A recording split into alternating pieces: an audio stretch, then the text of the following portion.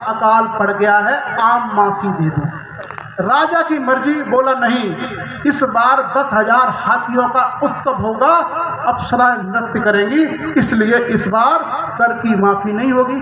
कुछ नहीं कर सकते थे आप। ये राजा का शासन था, प्रजा थे। लेकिन लोकतंत्र में, डेमोक्रेसी में आप नागरिक हो।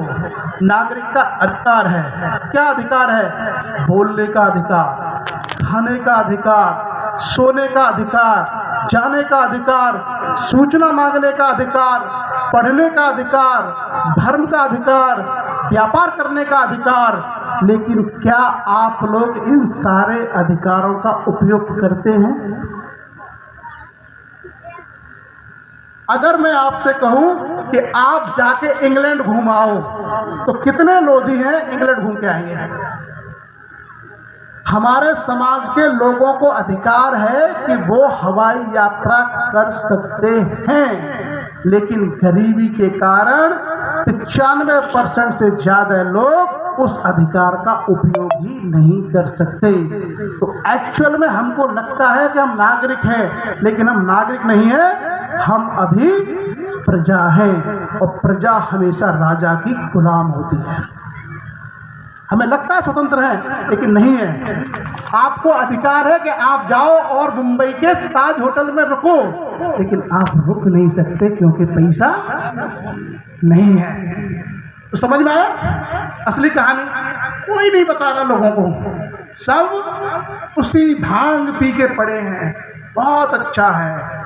किसी को भगवान की चिंता है, किसी को भंडारे की चिंता है, किसी को समाज की चिंता है ही नहीं।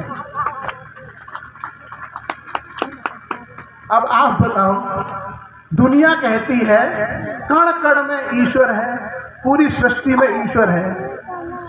आप मुझे क्यों बता रहे हो कि फलानी जगह पे ही है, जब मेरे बाप दादा या परदादा ये कह के चले गए कि ईश्वर कण कण में है, ईश्वर पूरी सृष्टि में, पूरी दुनिया में हर जगह विद्यमान है। तो आप हमको ये क्यों समझा रहे हो कि फलानी जगह पर ही भगवान है, वहाँ पे गाड़ी बुक करके आओ और हमको चढ़ावा दो और चले जाओ, क्योंकि भगवान यही है। बताया किसी ने?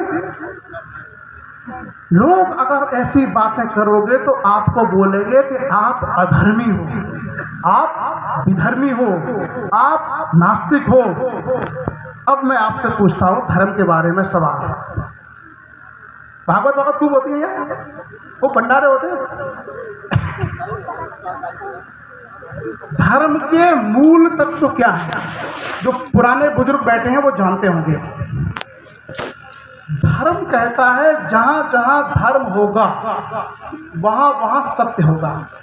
कभी कभी कहा जाता है कि सत्य ही धर्म है और धर्म ही सत्य है। जहां जहां धर्म होगा वहां वहां प्रेम होगा। धर्म में कभी ईर्ष्या